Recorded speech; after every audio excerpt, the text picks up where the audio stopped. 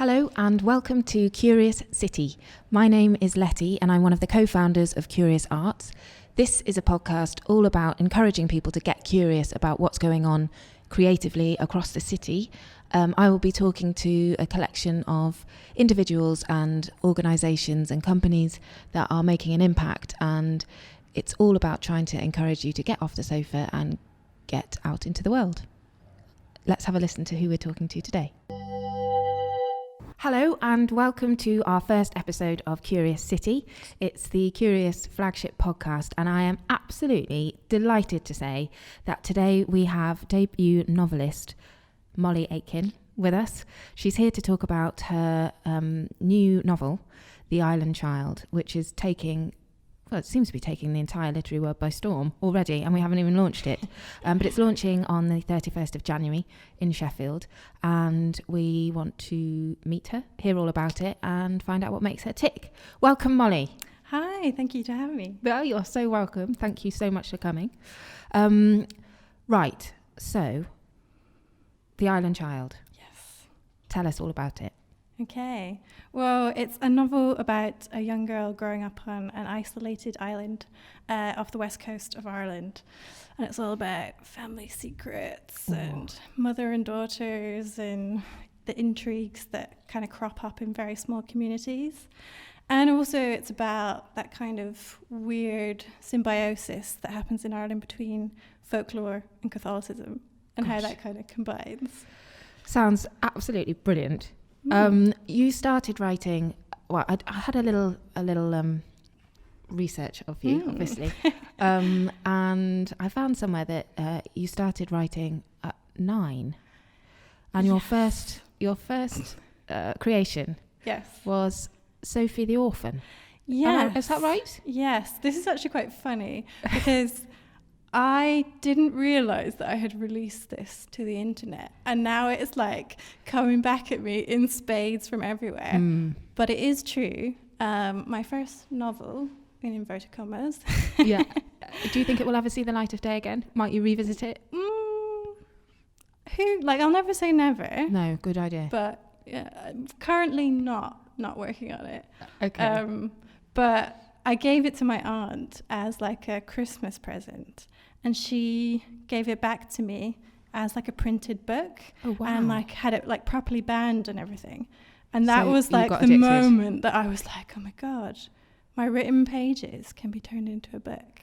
And that's when it all started. Yeah, that was the bug. Oh, Yeah. I wonder if she knows how responsible she is, this aunt. Well, I did thank her in the acknowledgements. I think I had to. So you went to Galway Uni. I did, yes. And you did classics and English there. Yeah. And there's quite a lot of sort of classical references.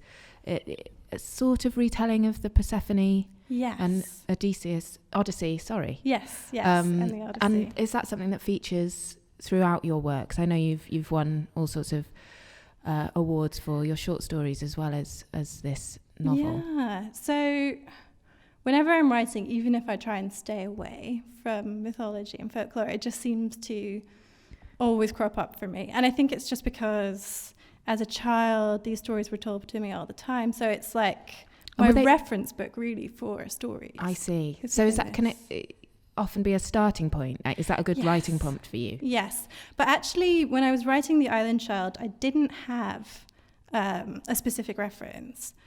But as soon as I sort of realised the connections between what I was writing and the Persephone myth, it's all started to fit together. So, yeah. So just talk us through, how do you go from, I know you went from Galway and then you went to Bar to do an MA, and it's a very prestigious course, and lots of great writers come from that. But how do you then go from that to, when did you start writing The Island Child? And did you know it was a novel when you began? Yes. So I started actually on the Bar MA. Great, okay. And I went into it with no idea what I was going to do. Everyone else had like these perfect plans of the novels they were going to do, and I just started writing and saw where it took me. And eventually, after like a kind of shoddy first draft, it turned into The Island Child. And did you have any help shaping it, or what did you do with that first draft? I had amazing help. So my supervisor on the AMA was Faye Weldon. Oh, wow, who okay. is an extraordinary writer, but just like a incredible person, and had such great advice for me. And so she really, really helped guide me with that first draft. Yeah. And I had like many meetings with her, which we talked about it, and I actually don't think I could have done it without her. Wow. She was such a help. Yeah. And she said some funny things to me as well, like people don't like to read about older characters. I think you should make your characters very young. And she's like 84. Oh, bless. But it's quite true. I think. Good advice? Yeah. And so you finished the MA, Yes. and then you moved to Manchester. What took you to Manchester? My husband, he was just my boyfriend at the time. So he is a lecturer. And he was working at Manchester Uni. Is he in the literary world as well, or? Not at all. Oh. He works in an engineering department, and he does maths. And Total that's opposite. about, as much as I know. Yeah, good to keep some mystery. Yeah, I think. Exactly. Yeah. So I mean, I hope you don't mind me saying, very young to, well, I mean, you look very young. You're 29. 28. Oh, so sorry. 28. Okay.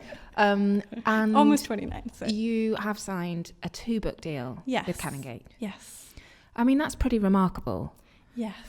What was the process like in terms of from finishing the novel to finding an agent to getting the book published? I mean, did you find it difficult, or did it kind of seem fairly straightforward? So I came at it from like quite an unusual angle. So part of Bath Spa, at the end of every year, the literary agency Jean-Claude Nesbitt run a kind of prize. Not kind of prize, it is a prize. And that's for what they judge to be the best dissertation, which is, your novel, your short story collection, memoir, whatever you wrote. And mine won. And so part of that prize was an offer of representation. So I only had a first draft, which I didn't think was that good, but I suddenly had an agent. And so she was really helpful with editing. Okay. And we worked for like a year together, just editing. And then the process is that your agent sends it out. And you hope someone picks it up, which in my case, they did. Yes. They've snapped it up and demanded another one. Yes. So do you want to talk a little bit about the other one? Is it Honey and Vinegar? That was what I originally sold to them, but I'm not working on that one because it didn't go very well. Fine. You're allowed. Second book. Yeah. If it's not going well, I've let my editor know, and she's happy with me to work on a different one, which I'm currently calling The Butterfly Factory. We'll see if that stays the name. Ooh. And again, it's sort of based loosely on a myth, which is the one of Eros and Psyche. Okay. Classic love story. And it's told from the perspective of their child, who has a kind of unhealthy, say, obsession with death. Oh. And her family have a lot of secrets and possible godlike abilities. Lovely. Yeah, that's all I'll say. would you put your writing in the magical realism category? Yes, in a sense, but I always sort of leave it to the reader to decide whether it's magical or not, or whether it's a child's perception. I often write from the perspective of children. You're very interested in the I think I read in an interview somewhere that the relationship between the mother and daughter specifically. Yes. What's your relationship with your mum like? It's really good. Yeah. Which I think if you read the book, you might not assume. Interesting. Because in The Island Child, the main character, her relationship with her mother is quite difficult due to the mother's extreme Catholicism and sort of her beliefs around what a woman should be, and Una kind of struggling against that.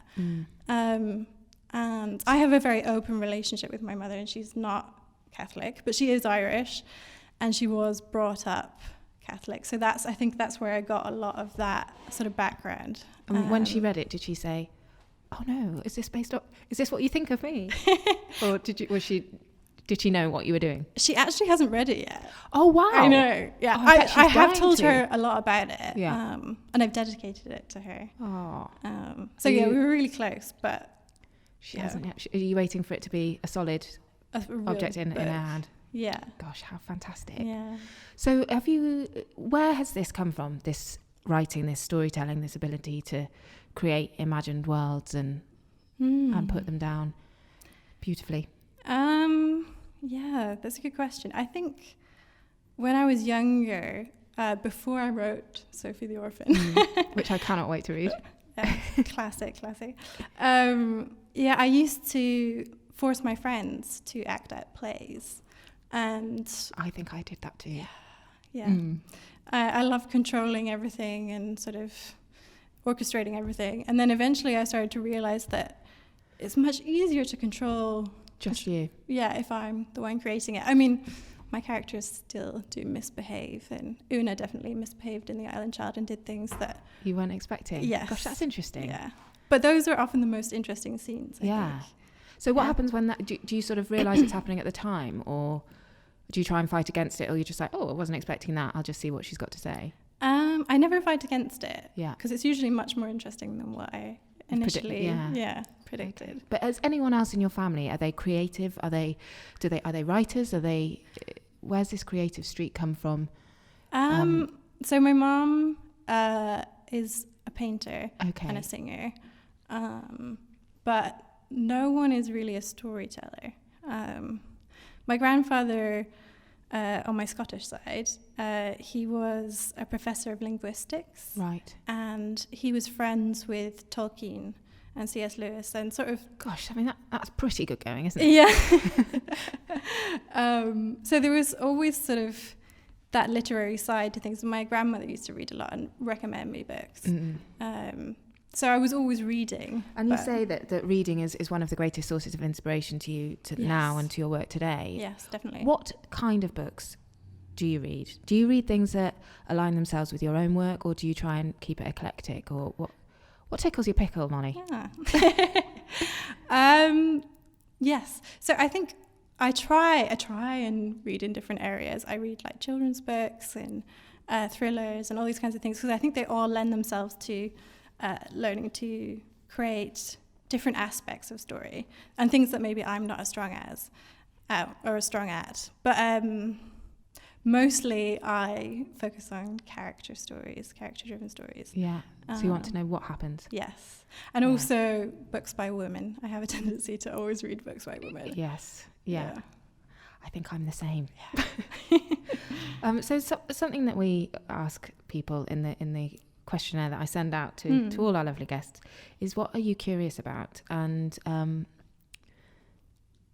you said people. Yes. And it's at the core of why you write. You're curious about what makes us behave in strange and irrational ways that we often do. Yes. Have you come to any conclusions about that? No. I think possibly it's just made me even more curious writing about people. Yeah. I think we often act in ways that seem unpredictable or that maybe you wouldn't expect. And I think that makes for the best stories. Just trying to understand what makes someone tick. Yeah. Getting under their skin. Yeah, exactly.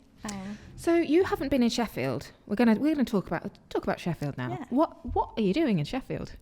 We're thrilled to have you, obviously. And I'm glad to be here. Yeah. Good. Again, it was my husband, so he got a lectureship here in Sheffield, and so we moved. And I'd actually never been. Really? Yeah. So you must be pleased because you've come from Manchester, and you've been reunited with the nature. Yes. The greenery of the city. Exactly. So I was brought up in a tiny, tiny little village on the West Cork. Westport, yes, exactly. Right beside the sea, and like throughout my childhood I thought it was the most boring place ever. I was trying to escape and get to the city. But now I really miss nature, and while I was in Manchester I sort of all the concrete and everything, I started to really miss it. So it's lovely to be back. Doing tramping about the Peak District. Yes. Yeah. And you also say that your favourite thing about Sheffield, I'm very pleased to say, is the people. Yes. And that they remind you of the Irish. They do. And in what do you mean by that? Just how friendly everyone is. I know when I first moved over, I moved to Bath, and I found people a little bit surprised when I spoke to them in the street and like taken aback. Yes. So I had to like dial back my inner Irishness of needing to talk to people all the time, wherever I was. But here I find it really refreshing that people do just randomly stop you and love a chat chat on the street. Yeah. Yeah. Yeah, and there's a good sense of humour here as well, which kind of reminds me of the Irish sense of humour. Yeah. Do you go back much? I do, because my mum is still living there. She's still there, yeah. Sure. Yeah. And have you got siblings at all? I do. I have one younger sister and two older sisters. Oh, wow. Yeah. I've always wanted a sister. I've just been fobbed off with one brother, but 4 sisters. Three. Sorry, I can't. Maths is not my strong point. Okay. Are they still over there, or are they all doing eclectic things? What do they do? None of them are there. So my 2 older sisters are just from my dad's side, and they live in Edinburgh. Okay. And then my younger sister is an organic farmer in the Cotswolds. Fantastic. Yeah. Gosh, I wasn't expecting that. So, what's next for you? I mean, by day, you're kind of living the dream, because you're an editor and a ghostwriter. Yes. Yeah. Can you explain to our audience what a ghostwriter is for those that don't know? So a ghostwriter writes books for authors and creates the books in tandem with them. For me, I usually do memoirs. Mm-hmm. So I'll interview people and get all the information for the book, and then write it for them, and we'll have a back and forth, and they'll do their input and I'll change things. That's how it works. And how do you get into that? I sort of fell into it by mistake. As with most jobs, that is a common theme, isn't it? Yeah. So I wanted to be writing and to make my money from that, and I saw a job advert for this, applied, got it, and then just kept going. Yeah. Gosh, it sounds really interesting. Yeah. Writing about other people's lives is quite interesting. I think it's quite good research for characters. Exactly. I imagine. And like finding someone else's voice and really inhabiting them and their experience has taught me so much about writing fiction as well. Yeah. And I know that lots of people listening to this will want to know, like, the actual, like, how do you do it? So what is your process? Do you have a structure to your day? Do you work on your own? What talk us through a day in the life of Lady Aitken. Okay. So I usually try and wake early. Doesn't always happen. And I'll... When you say early, what are we talking? 6:30. That is quite early. It is quite early. I mean, usually especially it's about now 7. It's dark. It kind of goes off and I snooze a few times. Yeah. And then I'll just write 3 pages longhand. Morning pages. From the Artist's Way.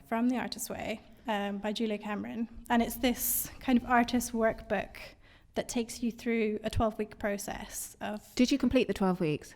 I did, and that was like 6 years ago. And now I'm sort of redoing it. Rediscovering the Artist's Way. Yeah. Have you done it? I have done it, actually. Yeah. I did it probably also about 6 years ago. Okay. But I think I gave up on the week when they tell you you're not allowed to read. I forgot about that. That was so harrowing. I think I just said, I can't do this anymore. But morning pages are just such a good way of unblocking and getting that writing flowing, isn't it? Yeah, it's just like a mind dump, and it gets all the kind of the little niggly things out of your head and onto the page, and then you kind of feel like it's done and you can do the real work of the day, whatever that is. So I find it incredibly useful. And I have been doing it on and off for 6 years. Gosh. Yeah. Would you say that's helped your process, your writing? That's definitely. A lot of ideas kind of come out of it while I'm writing. Yeah. And I figure out things about my characters and have little conversations with them on the page.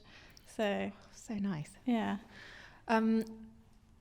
So just the launch. Yes. It's happening on the 30th.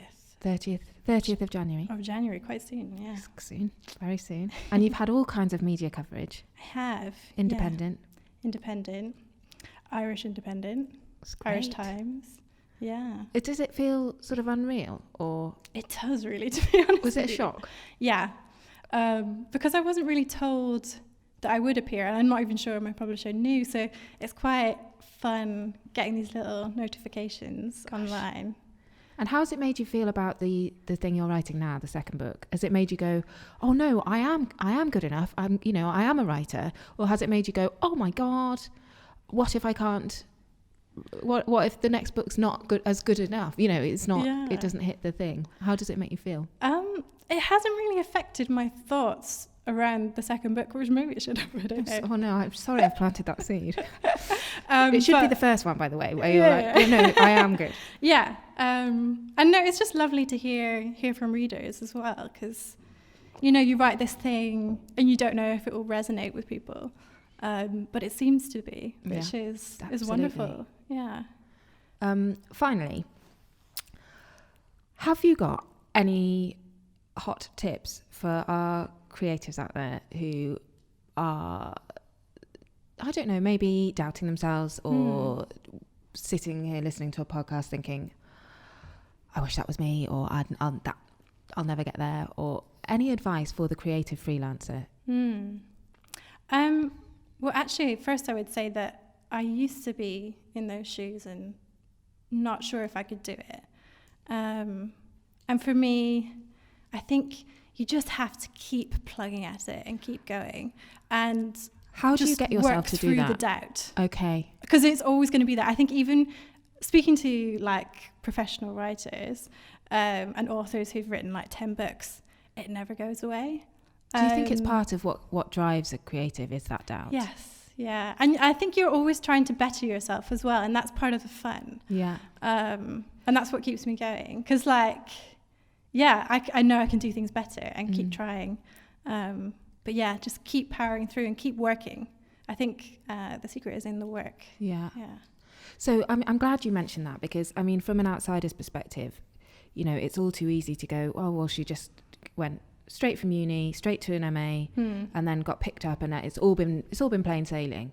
Is that perception correct, or have there been tricky times that we don't know about necessarily that you've powered on through? Yeah, you always have self-doubt, but also things happen in your personal life that can affect your creative work. For sure.